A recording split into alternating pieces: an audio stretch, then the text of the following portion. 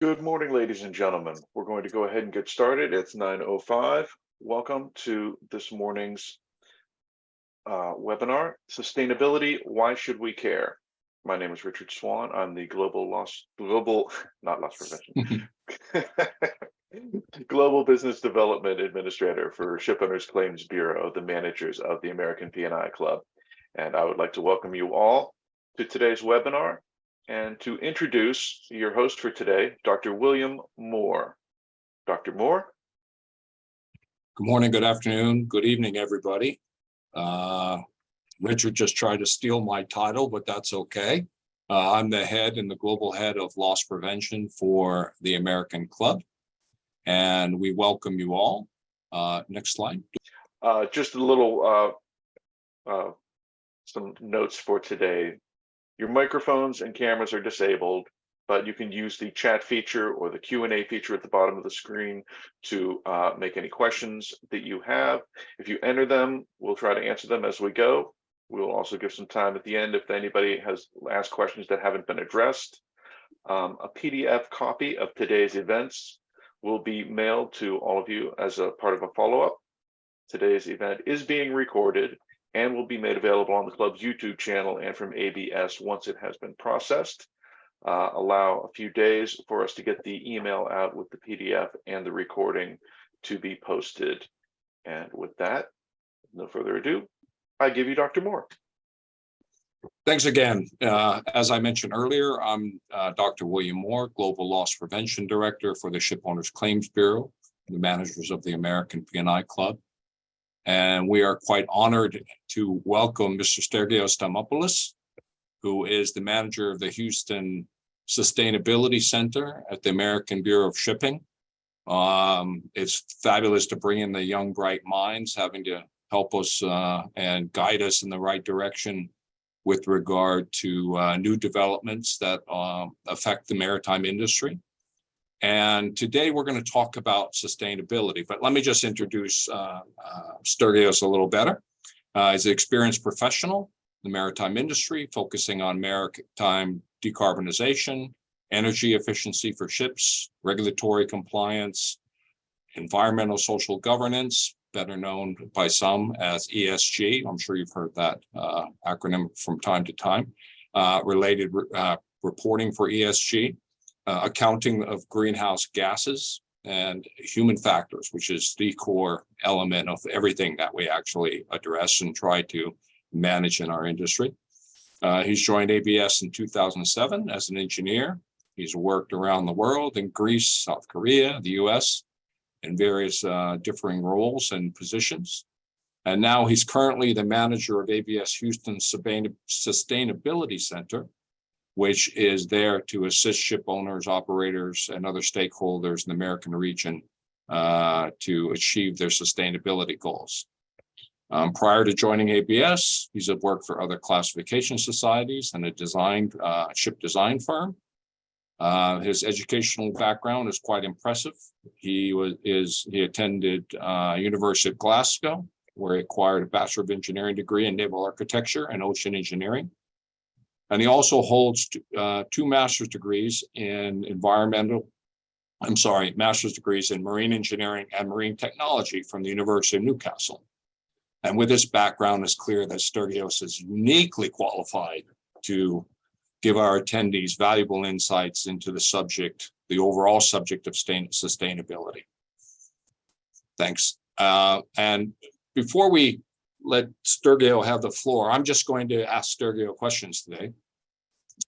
He is the expert, and he will guide us in the right direction. But I'm sure there are varying, if you ask all the attendees, we currently have 41 attendees now. I'm sure if you asked everyone who's on what their definition of sustainability is, you'd get probably about 60 different answers from 40 different people. But just for the sake of overview, and I'm sure Stergios has his own definition that he's pondered and worked around in his gray matter over the time, different ways to present the information. But just the Oxford Dictionary definition of sustainability is basically avoidance of the depletion of natural resources in order to maintain an ecological balance. Now, ocean sustainability, again, going a little further, is to conserve and sustainably use the ocean, seas, and marine resources for sustainable development. And on that note, we move to the next slide there, Richard. Thanks. I'm going to ask Stergios questions, and he will provide his presentation on the matter. But let's start. Stergios, welcome. Are you there?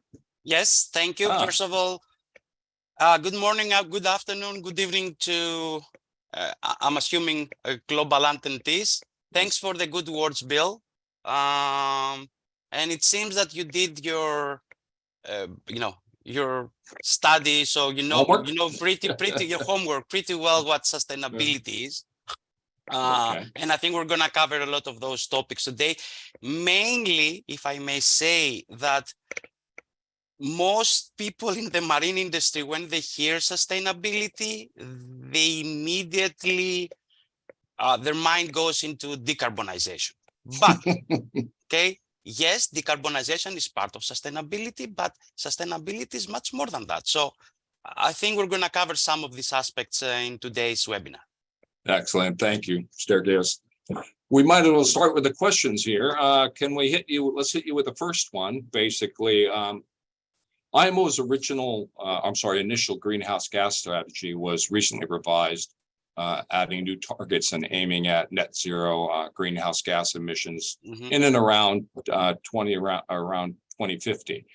It still aims to reduce carbon emissions by 40% around 2030, which is definitely not far off on the horizon. It's just around the corner in shipping terms.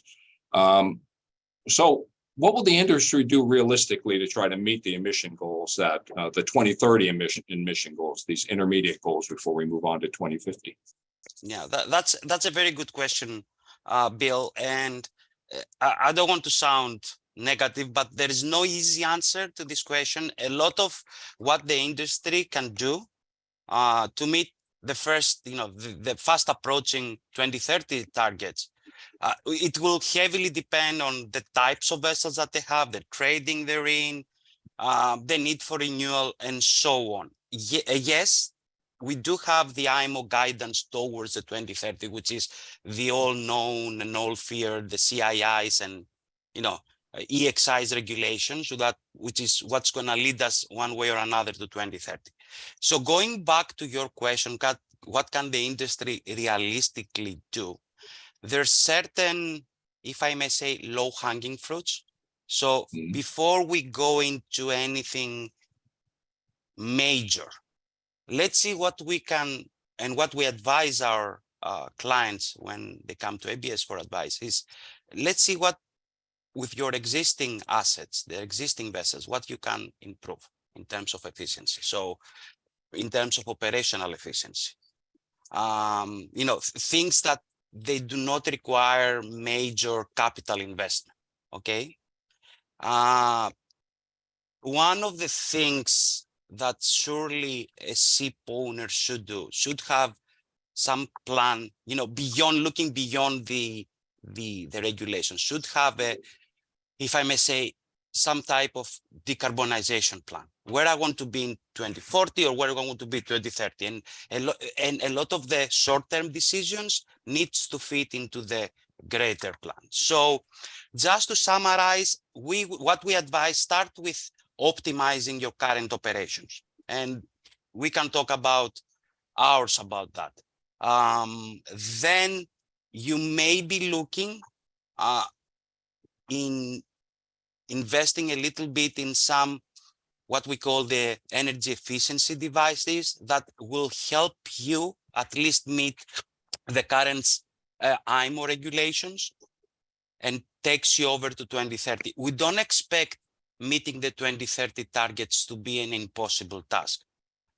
It's the 2040 and 2050 targets that they will require some type of major capital investment, probably because we're talking in a 30-year period, probably, the planning of, acquiring new vessels and so on. So practically improve your operations, the operational efficiency of your vessels, monitoring your emissions, tracking it, and so on. And then, some minor, installation of some type of energy efficiency device just to give you the boost that you require to go up to 2030. 2040, 2050, it's another story. You see me, I'm trying to avoid talking about alternative fuels at this point. Yes, there is a movement in the industry. A lot of the new building orders are dual fuel vessels. LNG, you hear the news now, methanol is picking up quite dramatically. We do know of other clients are looking at ammonia as a solution, but I'm guessing you're going to ask me about all this at a later stage, so I don't want to steal your thunder. Okay, thank you, Stergios. We are aware of the, compliance. I guess the most immediate thing, and actually took effect in 1st of January 2023, were basically compliance with energy efficiency related indexing, carbon intensity indicator reporting, all that under the MARPOL Annex 6 requirements and revisions. Are there, you touched on a little bit, but are there immediate hurdles that ship owners need to overcome to achieve and maintain compliance with these measures? And Richard, if you may, next slide, please. Yes. Thank you, Richard. Sure. So I'll try to focus less on the EXI side of things and more on the CII, mainly because the EXI was if I may say, a paper exercise, a design exercise, one-off type of regulation, very Benchmarking. very reminiscent of the EEDI regulation for the new construction vessels. There were, and as the slide indicates, there were certain uncertainties, certain hurdles that ship owners had to overcome. Mainly, we're talking about existing vessels, drawings, documentation missing, what we say, like lack of ship-specific information. Back in the middle of the last decade, there was I'm trying to be very careful with my wording, a trend of installing a lot of energy efficiency devices on vessels just to improve their efficiency for fuel saving purposes. But because the EXI regulations was requiring verification of the actual improvement of those devices, those were not properly and as per the regulation, which was unknown back then, documented. So there was a lot of hurdles. But that's done. All the vessels that operate right now, or most of them, should be EXI compliant. The headache for the industry is the CII. The CII is a continuous annual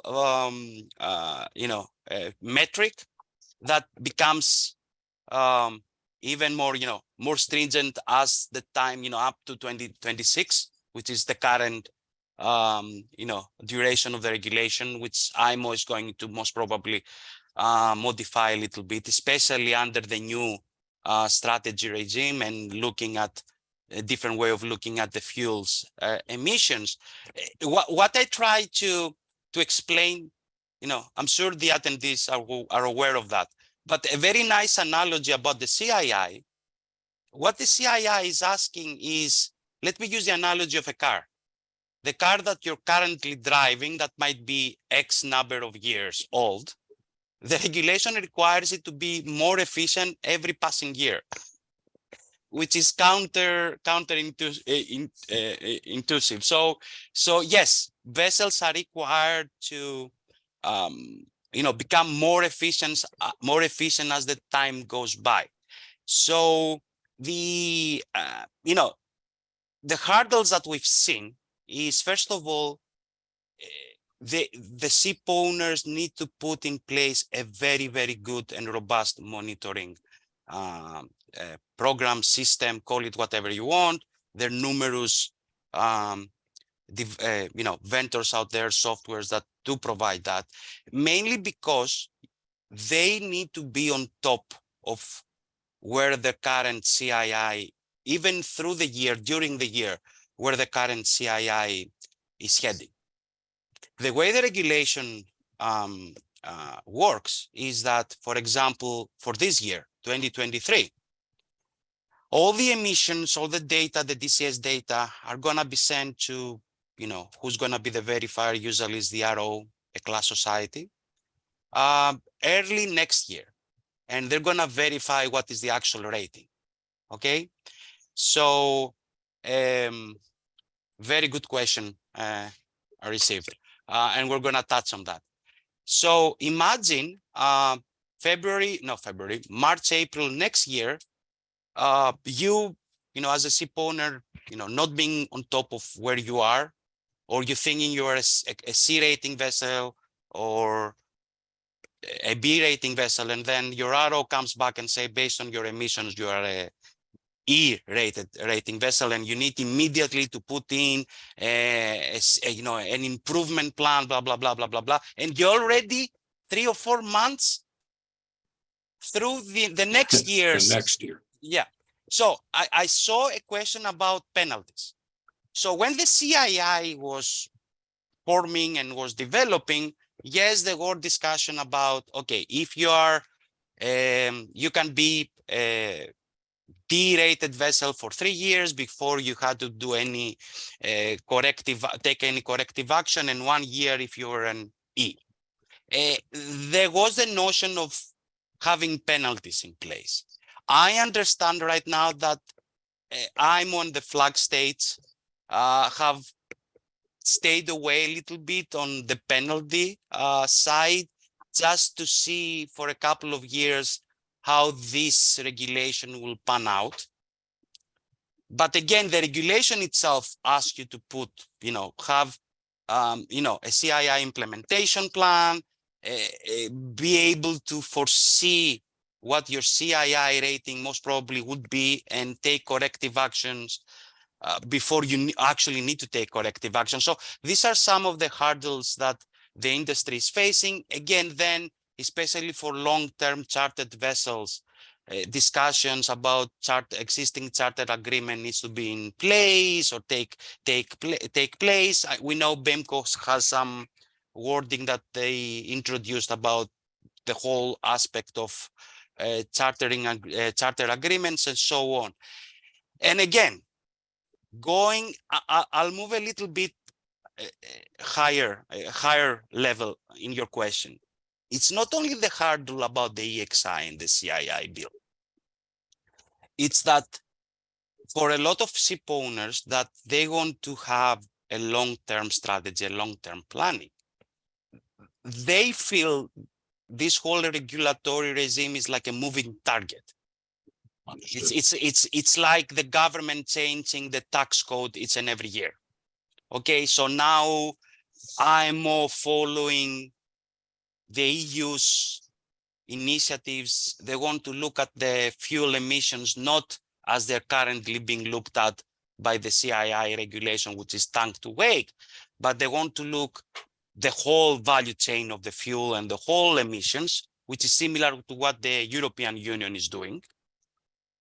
So again, there are challenges. There are ways, to mitigate some of those challenges. Again, what we say, plan ahead, have different scenarios, explore those scenarios. Don't wait until the last minute to make any serious decisions. And talk to your, whoever is, is it your class? All classes right now, and I'm putting on my Ajax hat, okay? All classes have expertise to support at least, the maritime industry on overcoming these hurdles.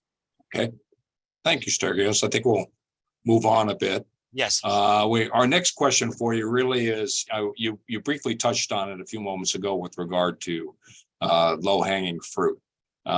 As you say, that the regulations are changing and they're very dynamic, and seem to be changing, like the tax code. But there are, as you said, some basic, simple things that ship owners should be considering and working and doing, which are well within their current capabilities and ability to try to implement. Can you just give us a little bit background on what some of that low-hanging fruit is and what improvements can be made to build? Are these specific to new build vessels? Are they conversions of existing ships? Give us some thoughts on. Okay. So this particular slide shows the decarbonization solutions that they have been identified by the industry. Looking at it depends, Bill, to answer your question, depends on the time frame you're looking at. So reaching 2050 without using a new source of power, what we call alternative fuels, it's going to be impossible. Okay. So at some point, the ship owners will need to start thinking about new the alternative fuel side of things. The low-hanging fruit, as I mentioned before, first of all, fix or improve what you can improve, which is the operational efficiency of the vessel. And the slide indicates, some of these elements, the speed optimization, tracking your operational efficiency. This is a low-hanging fruit. In some cases, going back to your previous question, that alone may be, depending on how efficient your vessel is by design, it might help you remain compliant until 2030. In some cases, you will need to, do some technology improvements from, the simple stuff, applying low friction coating to probably doing some optimization or installing some type of, energy efficiency devices. This is for existing vessels. Okay. And we may open the chapter about the cost or technical complexity of actually changing the powertrain, the main engine, or modifying it to burn alternative fuels for existing vessels. For new construction vessels, again, what we've seen currently happening, and again, there is a lot of uncertainty, and I understand that from the ship owners' side. We've seen everybody's looking, at least on a lot of people are looking at ordering dual fuel vessels, giving them, breathing room. Still, which fuel is not going to be one fuel dominating. For different cases, you're going to have different fuels, different technology being applied.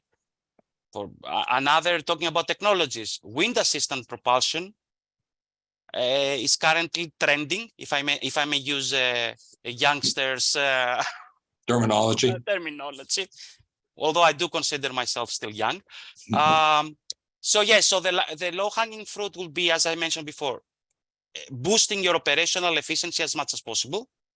Okay, and looking at technology improvements. Again, if you're looking at the 2030, from the 2030 point of view, you need to remain compliant with the regulation, which is the baseline.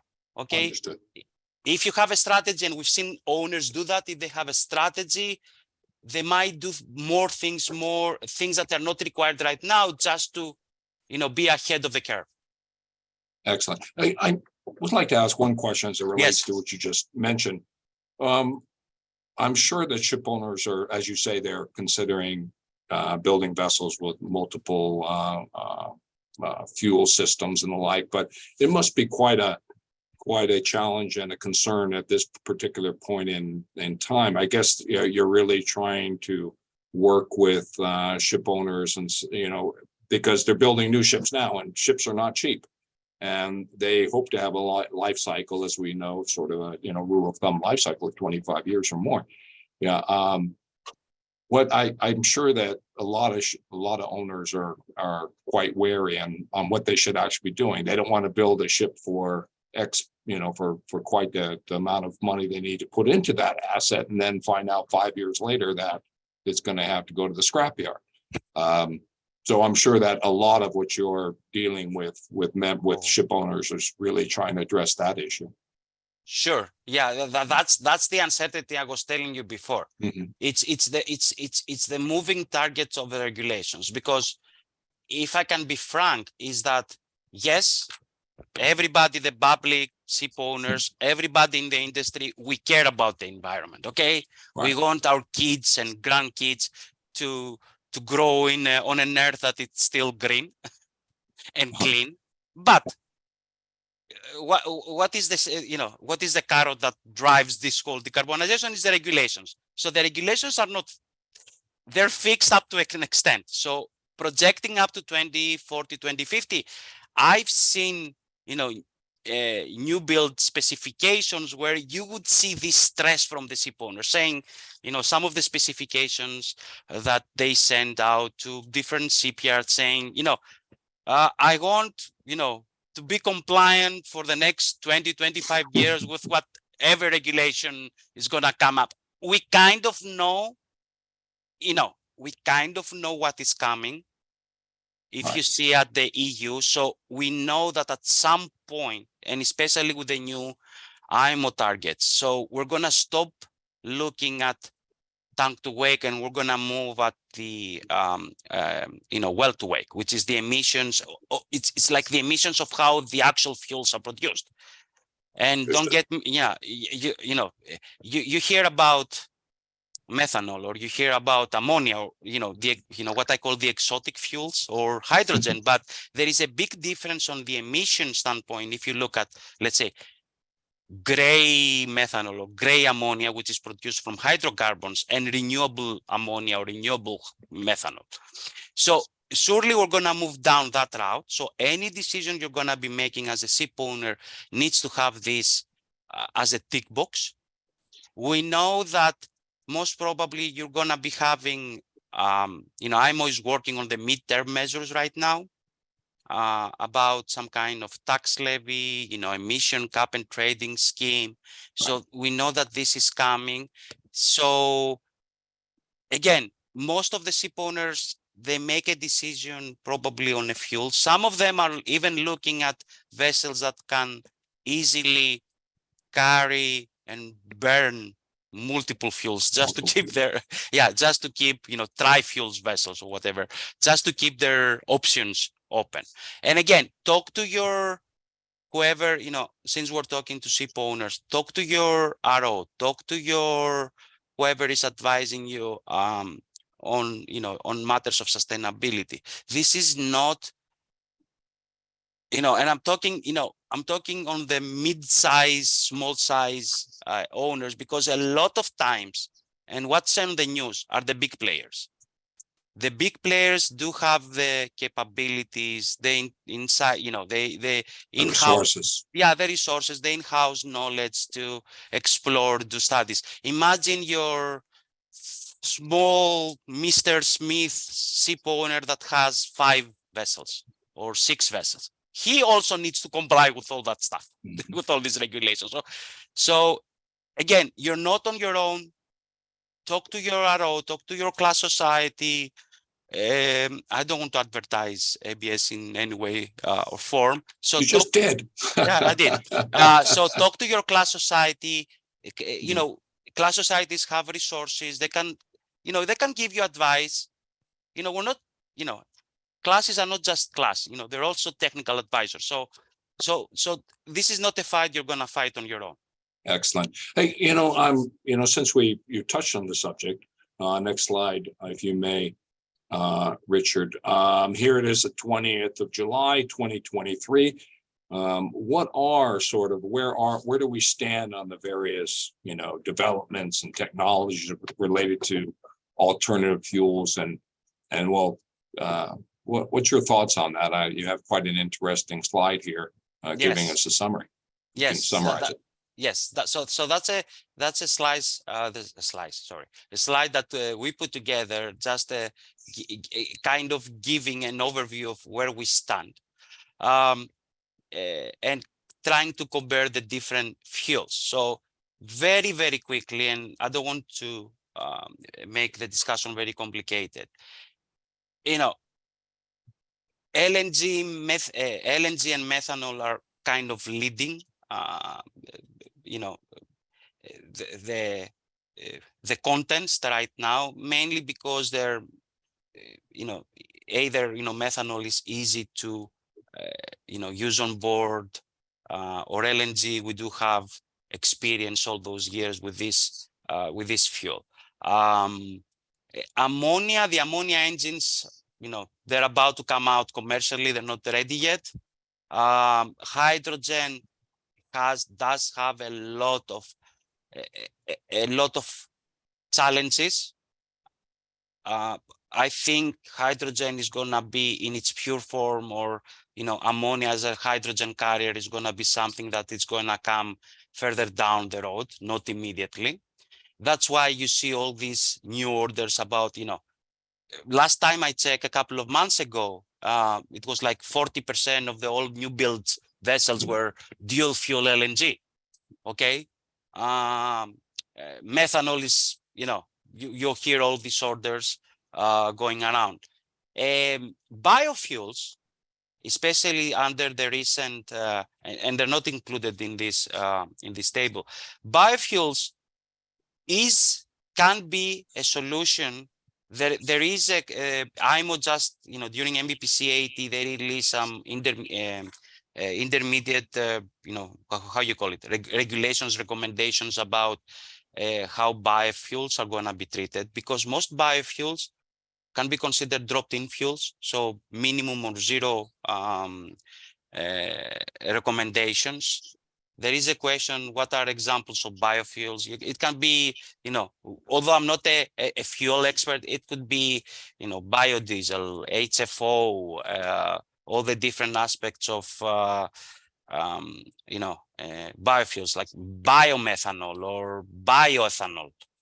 And again, don't quote me on that. I'm not a fuels expert. That's why I have people working for me that this is their life. Job. Yeah. Okay. So yes, biofuels can be another option, easy option to apply, zero to none, to very little modification. It's what we call, I said before, dropped in fuels, just to, just to push you towards the, meeting the regulations. So the modifications or conversions, which is a hot topic. Okay, when we're talking about new construction, this is a different field. For modifications, there are some discussions out there that it will require, like methanol, we expect to be easier to modify an engine, mainly because it's not the engine that you need to modify, it's where you're going to store that fuel. Okay. Understood. So methanol, can be used and remains liquid in ambient environmental conditions, while when you go to ammonia and hydrogen, you need cryogenic. So that contains the modification of the engine. LPG carriers can carry ammonia, okay, with little or no modification. And the slide does indicate that, it looks at the impact on the new building ship cost, okay? Because it's not only the engine, it's the tanks that you need to carry, the fueling system, and so on. So did I answer your question, or was all over the place? You did. It is like I think the point that you made is basically it's just not the fuel, it's the infrastructure required to actually produce and regularly have it available. And the supply. The supply is something people are talking, because you hear about methanol, you hear about this and that, and just how you call it on TV, flash news. Shipping is not the only industry that tries to decarbonize. Understood. Yeah. Okay, so there's gonna be competition from other industries that they try to decarbonize. So it's an interesting it's an interesting period to be in this industry right now. Understood. Thanks, Stergios. Yes. I think we're coming to the next question, which is you termed it, which I think quite nicely, is the elephant in the room. Basically, yes. Ship owners, I hear this all the time from our members. I mean, they're very direct with me and very honest with me. I mean, with all the changes, environmental requirements, I mean, low sulfur fuels, ballast water management, compliance with the MARPOL, Annex 6, and all the other things. Next slide, please, Richard. All these things that basically they believe it's, you call the elephant in the room, and I use the expression, it sucks all the oxygen out of the room. So there's really, where are the resources for ship owners? Because we know we're also in a commercial market, and market's not always doing well. And when, there's already financial challenges. There's always financial challenges. It basically sucks all the oxygen out of the room. I mean, how do we deal with the safety, the human component of that? How do we deal with the, there's training issues, there's bringing them up to speed on the technology, the operations, STCW will have to be modified. There's already complaints, or let's say observations about the STCW convention being about 10 years behind with regard to requirements and the like for seafarers for evolving technologies. So, I'm interested in what your thoughts are on this as it relates to what we're talking about today in sustainability awareness. Sure. This is a very, very interesting topic, Bill, because everybody's talking about the technology, and the human element, as we call it, is really, really important. Gone are the days where, if you look at the movies in the 50s and the 60s, where people will randomly walk around, outside the port and will be hired. We need deck hands or engine hands, and you're gonna have, you're gonna be trained on the job. So as we move forward, and this has been in the industry a little bit with all the digitalization and automation, okay? And I don't want to move the discussion where I do have like personal experience, my father being a mariner, and when, he used to be back in the 60s, 70s, 80s, non-automated vessels. And then when we start having all these fully automated vessels, for him was like, oh my God, this is a completely different. Yeah. It was a paradigm shift. So what are we looking right now about the safety? As you've seen in the previous slide, a lot of these fuels, they have certain hazards that needs to be taken into consideration. Okay, I'm sure the LNG industry are well trained, the people that work on LNG carriers, because of the nature of LNG and the certain precautions that need to be taken. It's not the same training they go through when compared to a general cargo vessel. I'll put it that way. Understood. Okay, so gone are those days. So as we move with having all these new fuels on board and the associated, outfitting and technology that goes with them, there is need to be new skills and knowledge be acquired by all those people, and the slide kind of tries to touch upon different aspects. New safety mindset. To me, it's really important, the sustainability awareness. Why are we doing what we're doing? Okay. And that links to, I think, one topic we want to touch about, the ESG of a company, the mindset of a company. For people to be conscious and be open to expose themselves to new technologies, new fuels, new ship operations, everything that goes with this energy transition, you really need to get their buy-in, okay, especially the young generation. So there needs to be a shift in their mindset about the environment, about emission regulations. And then, this I believe is not going to be, and I think you touch on it, it's not going to be a company a company only effort. This is going to be an industry effort for the new generation of seafarers. Societal effort, as you yes. So the faster the industry moves down that route, the best it would be. Yes, there are challenges right now. Not many people want to be seafarers, so that puts another layer of complexity into the whole situation. So I think with the training, it should be an industry-wide effort. People need, first of all, to be educated why we're doing what we're doing. Get their buying in, the mental, what I call the mental buying, especially the younger generation. And then they need, there are two components as the slide indicates. It's the digital automation system component. They need to be up and, their knowledge up and running with the relevant, technological advances, which has been happening. All new Yeah, we've vessels seen now. that with. Yeah, right. I mean, I We've go. seen a transition in that to some degree. I mean, I do remember when I was young, very young, and my father's, whenever my father vessel used to come to the port of Piraeus, and he will take me around the vessel. I do remember how the bridge used to look, and now, I go to new vessels, and they're like their bridge looks like Star Trek. I'll put it that way. We are aware of this. It's the fuels that I think, and the cargo, because a lot there is something that we haven't touched. Yes, all these new, exotic chemicals, the ammonias and the hydrogen are not only looked at as a fuel, but there is a shift of, as a cargo. I mean, now we've heard the news, and we have been involved in many different similar cases about liquid CO2 carriers. a new cargo, a new cargo. But what do you do with all the CO2 you're gonna capture, or you're gonna, under carbon capture techniques? Understood. So I think this should be an IMO-led, an ILO-led, probably effort to educate and train the new generation of seafarers on this. And there is, as your question, if I remember well, there is an associated cost with it.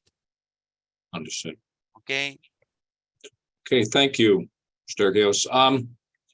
Yeah, sustainability beyond decarbonization. I mean, we talk about sustainability, we're very much focused on the decarbonization components of this. We've talked a lot about, we've talked quite today about it. We hear about it.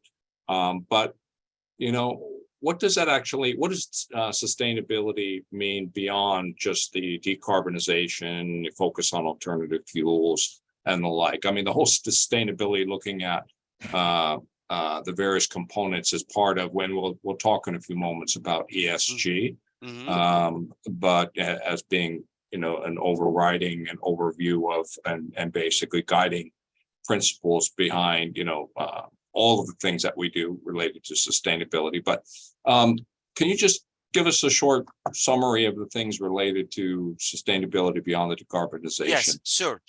So world? the slide pretty well, gives the main components of what we're talking about sustainability beyond decarbonization. And this is something that I said in the beginning of this webinar. It's not only, everybody's focusing on emissions, but there's so many more things to that. So sustainability, as you gave the definition, which is, I'll call it the ability to be maintained at a certain rate or level in its basics form. It covers a lot of other stuff. It covers, okay, on the environmental side, is not only the emissions, is what the industry has been doing about, the ballast water management, or, anti-fouling regulations. It has to do with, what we call underwater life preservation, okay? Also, oil spillage. Then you have the noise component.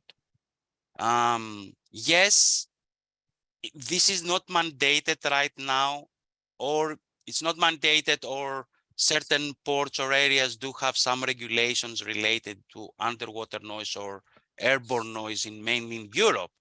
But this is another component that is slowly coming into view, especially when we're talking about most ports, especially in Europe and the Asia Pacific region, are within the urban, within the cities itself. Sustainable procurement, very, very important. As a company, any company, do you have policies procedures for selecting your vendors, from the person that provides you with your photocopy machine papers to your, your Dells and IBMs, as we'll talk. Are they sustainable? And guess what? This is fast coming into view in the maritime industry. In what sense? You are a ship owner, and we've seen that a lot in the US. For you, we've seen a lot of the big charterers, because of their own sustainability strategy, they have embedded within their own strategy that they're going to charter, or they're going to hire only vendors. They call them vendors, okay? Right. I mean, we are a vendor for, the We're big all company. vendors in one Yes. form Yeah, at some point in the for our value chain. clients. Right. So they have embedded regulations, criteria, where they're only going to charter, depending on the market conditions, vessels or from companies that they do have their own ESG or sustainability strategy. And we've seen that a lot. And this is kind of a domino effect, where the big guys are forcing the smaller guys to look at the other aspects of sustainability. Ship recycling, which is on the top of the graph, it's really important. The Hong Kong Convention was just, I believe, got enough. Yeah, got They'll enough come into vote. effect in Yeah, 2025. Right. Is it 10 years that was? Yeah, it's been a while. I remember It's been a sitting in some while, of the yes. meetings at the MEPC discussing it Yes. more than a Yes. decade ago. So Yes. just to summarize and not, just to put some focus in what I'm trying to say, is that, like, all these things around beyond the decarbonization are really important, and they're coming fast.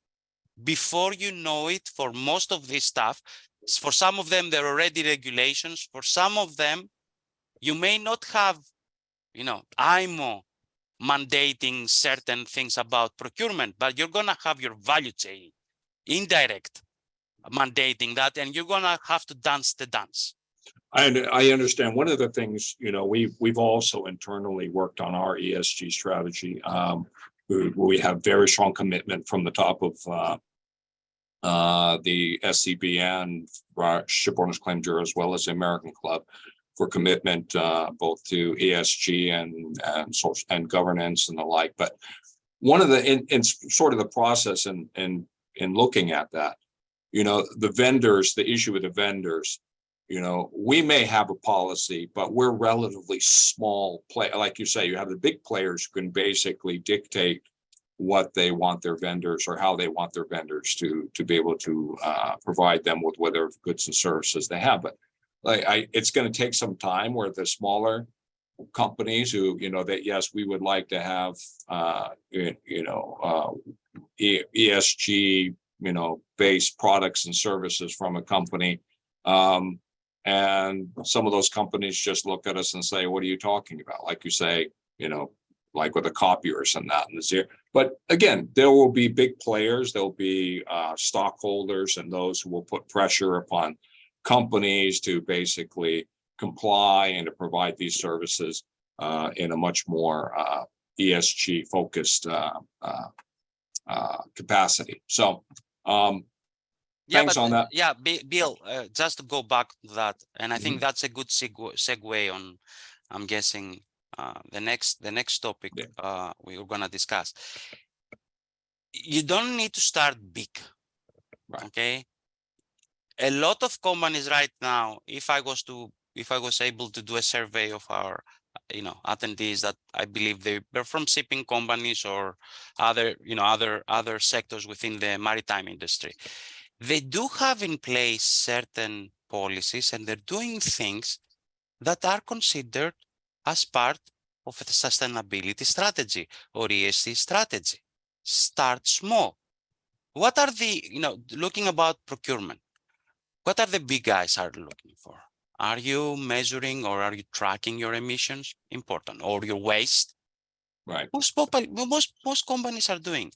Do you have policies about your, your employees? Diversity. Most companies do have this. one form or the other. So because I've seen that when we're talking to, certain clients that come to us or come for advice, and they're like, oh, my CEO wants us to create an ESG strategy. What am I gonna do? I've downloaded this big, I don't want to name any names, the big companies of the world, and they're having 100 pages of a sustainability report, and they're doing so. It's not so overwhelming. You start small. It's a journey. It's what we say. It is a journey. Sustainability is not a on-off switch. Oh, I'm Yeah. sustainable. So going to, I guess, what is ESG? Okay. Mhm. Okay. The ESG is the acronym of environmental, social, and corporate governance. Very simple what it is. What you as a company, what policies and procedures as a company you have in place relating to what you do with the environment, okay, what you do with the social aspect, and what is the social aspect, what you do for your employees. And this can range from, are you offering them extra, medical insurance, for example, Training, or other things. training. Education. Training is part of your ESG, of the social aspect. What else is in the social aspect? What are you doing in the communities? What are you, as Right. Bill said, what are you doing about the training? You don't need to do, you start from somewhere. You don't need to go 100%, I'm doing 20 different things, and you have to have a policy around it. You have to have a procedure around it. The governance aspect is what most people already are doing because they are mandated to do either by national or regional regulations. Governance. What are you doing about do you have anti-bribery regulations? Do you have, conflict of interest, not regulations, procedures or policies? Do you have conflict of interest policies within your company? If I visit, if I magically could visit each of the participants' companies, most probably I would see a lot of documentation and policies in place about corporate governance. So what we call about ESG strategy and ESG reporting is you have all of these different activities that you do in a formal way. Most probably you have a strategy how you're going to improve what already you are doing. There are international frameworks out there providing guidance. For those of you who have dived a little bit more, you have the GRIs, the SASPs, and it has been shown that ESG, it's a management tool. I'll put it that way. Right. It's a management tool, and you need to embrace it. Yeah. The moment you embrace it, and we're talking very high level. There are studies that show being sustainable as a company, not greenwashing, not saying I'm sustainable, but actually embedded it in the soul of the company, in the heart of the company. At the long run, you're gonna be not only environmental and social, it's gonna be beneficial for you, but also financially. Mhm. Sorry for. No, that's okay. I have the ESG topic in my heart a lot, so I'm very passionate about it. I understand that. There are quite a number of ESG principles and directives, UN SDGs, sustainable development goals. Next slide there, Swani, please. But what are there particular barriers and or metrics that basically make it difficult for ship owner industry as a whole, to basically try to sustain or develop and implement and basically maintain? You do say there can be financial benefits, I'm sure, over time. Yes. You see that's not immediate. It's not immediate. It's investment related.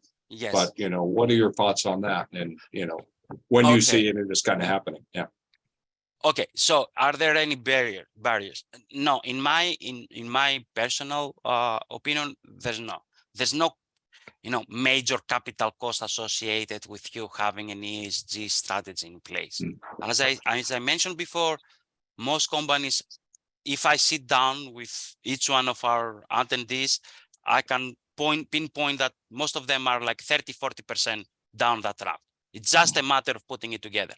But you all remember that I say that this is coming faster than you're expecting.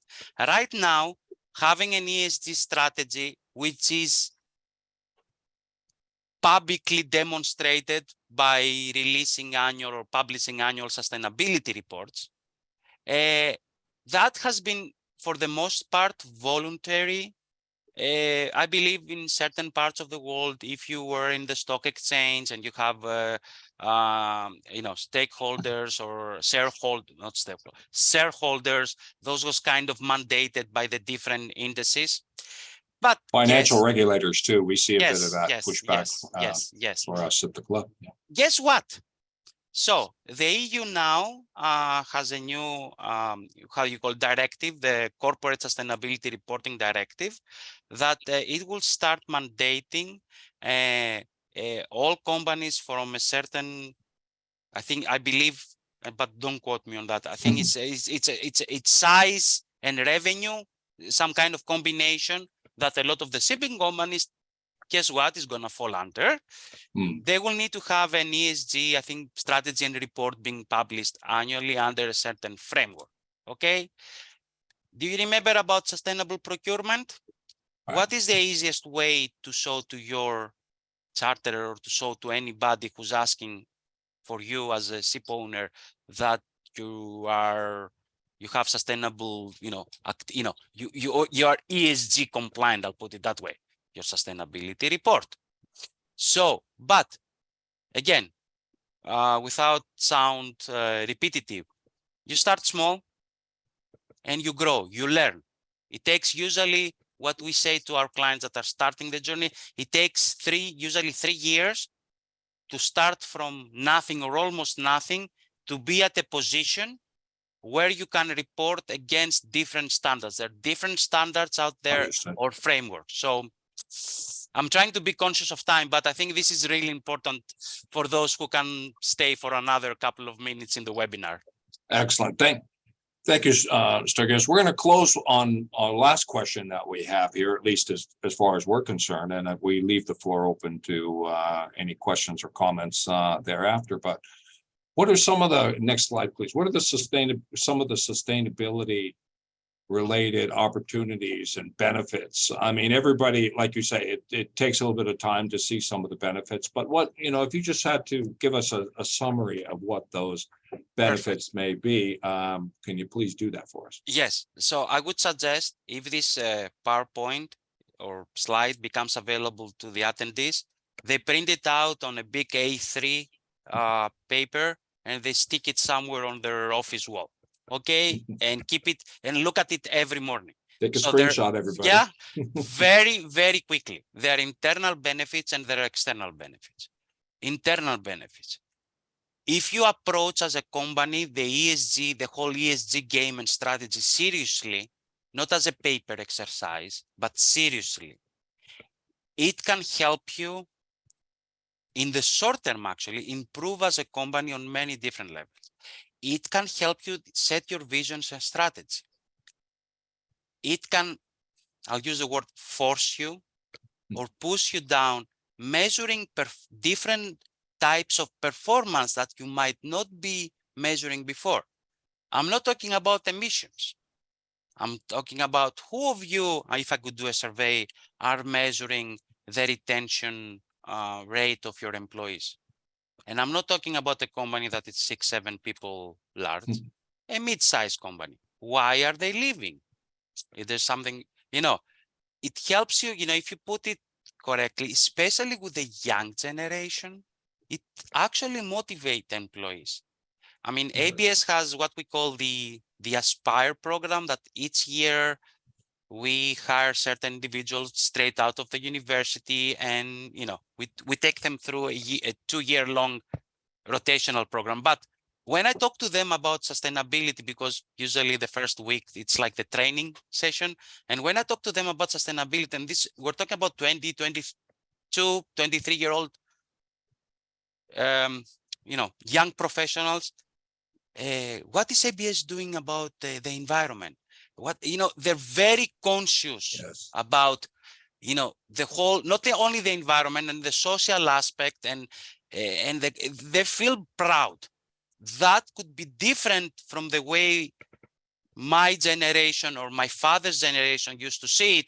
I just want to work for a company that pays me at the end of the month. I don't care if there is a toxic environment in the company, if my boss, because he didn't sleep well the night before he came into the office and he starts screaming, if I can put it diplomatically. But the young generation is not like that. So, and you cannot always play the card, I offer employment, they're gonna come. If they have the, if they have the You have to options, give and them in some many, purpose. yeah, There has to external be some, benefits, and I finish with that. Yeah. You build reputation and trust. If you see at the sustainability reports of, even, I'm not talking about, don't look at the big guys. Look at the medium-sized companies. Those of them, or smaller sized companies.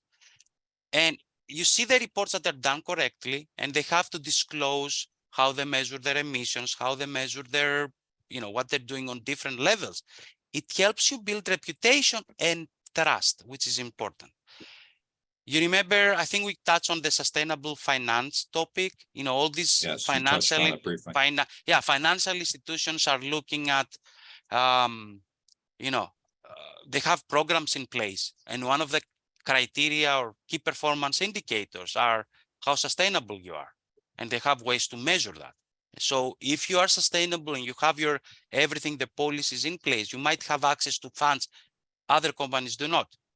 Again, building the strategy brings you very, if you do it correctly, it brings you very close to your stakeholders, because you will need to get their opinion as part of building that strategy. Not only their opinion, their buy-in to building that strategy. Yes, and of course, I did, the last but not least, again, the stick and the carrot. It's it comply with certain regulatory requirements, either in the US or in Europe, or yes. So in a nutshell, print this slide out and keep it somewhere visible. Thanks, Stergios.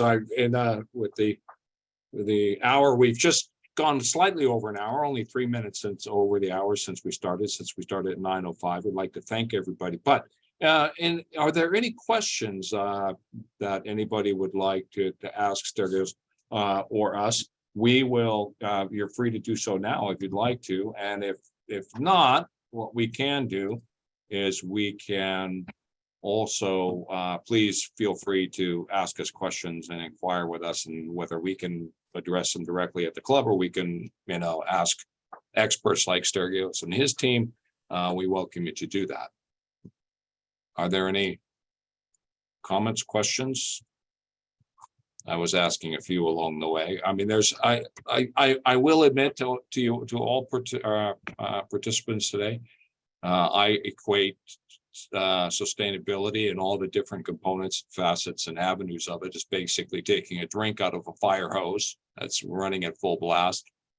There's a lot to take on. There's a lot to consume. As for one of the points that I will make as it relates to ESG strategy, I'd like to say, one of the discussions I've had with the SCB CEO, Dorothea Ioana, when we were talking about our strategy in developing our report, she made a very valid point that basically what we do at P&I clubs, and also what we do at the American Club in particular, and SCB, as well as ABS. I mean, our mission statements are very much focused on basically providing assistance and security and technology. I'm mixing ABS and American Club together, but it basically saying a lot of what we do already. I mean, there are places we can improve. I think Stergios touched on that very well, places we can improve from where our baseline is, but establishing a baseline of where we are, on ESG principles, environmental, social governance. I think we've done an excellent job at the American Club on this and gotten buy-in from not only our senior management at SCB, but also with our board. And I'm sure ABS has done the same. I attend member meetings, and there's very much focus on these things. It's very important.